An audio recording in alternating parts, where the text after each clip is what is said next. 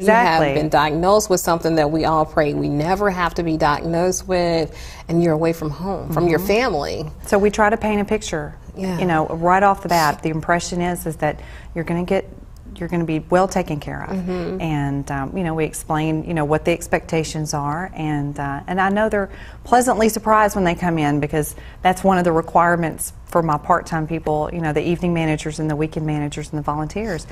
You have to love people, and I want them to just love all over the people when they come in, and they do. You know, that's why we're all there. The paperwork is important, but you know, just to be able to talk to the guests and you know, make them feel loved and cared for. And absolutely, you know, like you're not by yourself. So, is there an average length of stay that happens there? Is it a week or two, or why they come for treatment? Or they can stay as long as they're undergoing treatment. We've got one-nighters. They can come in for like follow-up treatment. If they're coming like to get a biopsy done. So it's kind of, you know, if it's precancerous, if they're getting, you know, just something checked out.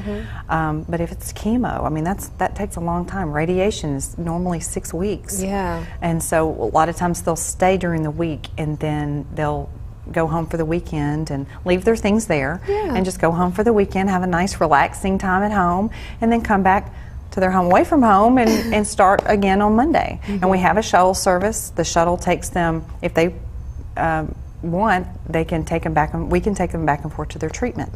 So they don't have to worry about how to get there and how to find it and all that kind of thing too. So it saves them in gas and hotel costs, and the average hotel cost in Memphis is $120 a night. A night. And you don't even get everything that you were saying that they get. Right. And just that, and I heard you say earlier before we started about a family saying that they were going to come, they were leaving, but they were going to come back home for pizza, and you how that warmed your heart, because that's the way you want them to feel. That's you exactly want all of how them we want them to feel. Want to feel that way. We've got specifically liver transplant patients, and they are they're required to stay for long periods of time. We have some that's been there 2 to 3 months. So you can imagine it can't be set up like your typical hotel where, you know, you stay in your room or you leave. You know, that's what I love about it. The fitness room, there's a fitness room too. So there's a lot of different places where they can go, and if the patient is sleeping, the caregiver can go out and make some calls, or get on the internet, or go to the library, or go downstairs and have a cup of coffee. I mean, there's a lot of different options for them, you know, different things they can do. They're not just sitting in a room, and although I'm sure the rooms are just gorgeous, because I can only imagine how beautiful the place is that people call home away from home. And I'm just sure that the families are just so appreciative and grateful. So how do you find this place? And can like a person in a family say, well, I have an aunt who's in maybe Chicago, and she's coming in for some treatment. Can they make that call, or does a primary care physician have to make that call? It has to be from the referral source. So we get calls from potential guests a lot, from the patient or from a caregiver wanting to know how to get into the Hope Lodge, and we just let them know. You just talk to your nurse, let them know you heard about the Hope Lodge. We have plenty of openings, plenty of room, and you know, if need be, we'll send them over the referral, and they just fax it over, and literally we take it from there and take it out of their hands.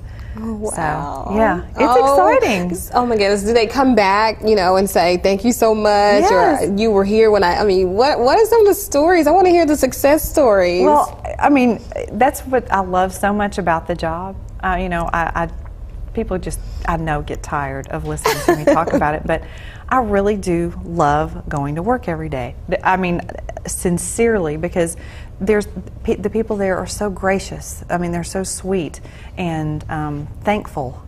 Just thankful to have that place. I mean, just thankful. You know, I don't know what is going to happen with their, you know, their prognosis, and you know, I don't know what's going to happen in the future. But they're just glad in this moment in time that they had a sanctuary that they could go to and be surrounded by other people that are going through similar situations. That's the beauty of the lodge, that happens completely organically.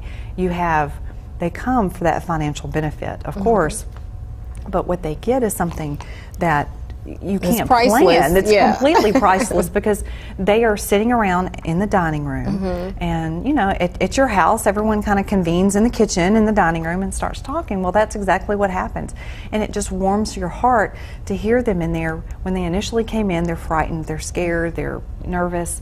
They come from small towns a lot of times, and they just don't know what to expect. And then 2 days into it, they're in the kitchen and they're hooping and hollering and laughing and having a great time eating together, just all sitting around eating together, planning, you know, what they're going to do later that night, playing cards or. It's beautiful. It really is. It's a wonderful thing, and they're friends for life. Of you know, course, thank yeah. for Facebook. I mean, you know, they are friends for life because they'll get on Facebook and they stay in contact with each other, and they call each other their family. I mean, we are. It really does feel like a family because we all see each other every day as long as they're in treatment, and they do come back. We have reunions.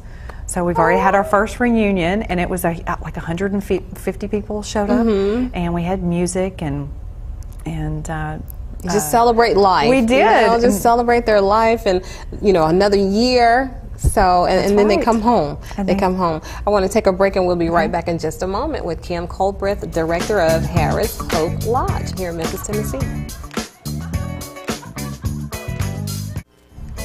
Thanks for staying with us. And for those who just tuned in, I'm Loretta McNair, and you're watching On Cable Tonight.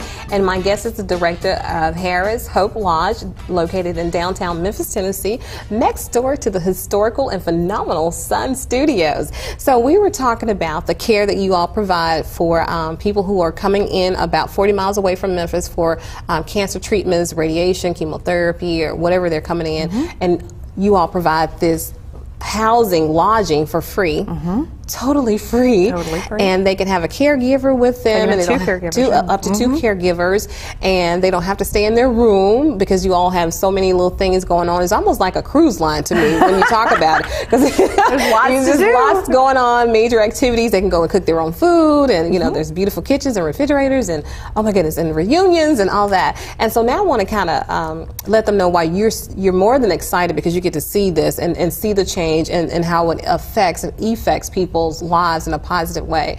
But you are a 2.5 year survivor yourself of breast cancer, and I wanted us to kind of talk from that perspective about what that means for you to be able to share in somebody's life, even like you said, if that space of time, to make them feel much better, and to know that they're not alone. Yeah, 2.5 years ago, October 2009, I was diagnosed with breast cancer, and it obviously completely shook my world. And I didn't really have a go-to person. You know, I really didn't have, I mean, my mother is a cancer survivor, but that was from in the 60s, and you know, so I just really didn't have anybody to, you know, to really go to, and I didn't know what my resources were. But I really didn't have anyone to talk to. But I mean, I got through it, and you know, I had a wonderful support system with my family and friends, but as I was going through the process and getting better and finishing up my surgeries, I started really getting this, you know, I was overwhelmed with the outpour of friends and family and people that I didn't even know who were wanting to help me, and you know, just anything. I mean, pull my weeds, fix me dinner, take the kids for a day. I mean, you know, I was just overwhelmed with that feeling of how can I ever thank these people for all these wonderful things. And it dawned on me that it wasn't about that. It wasn't about me thanking them. It was about taking that situation and paying it forward, looking for a situation to where I can actually help other people, which, you know, in my heart was the newly diagnosed patients, you know, to let them know it's going to be okay. But, you know, my background is in real estate and property management, and so I thought I'm going to have to get creative with how I'm going to connect. More two different careers here. I'm going to connect real estate and cancer. I wasn't sure, and it's just out of perfection. I got online one day, and there it was right there. It said the Hope Lodge. They were looking for a director of the Hope Lodge, and I thought, wonder what that is. I clicked on it, and it said they were looking for a director of a Hope Lodge through the American Cancer Society.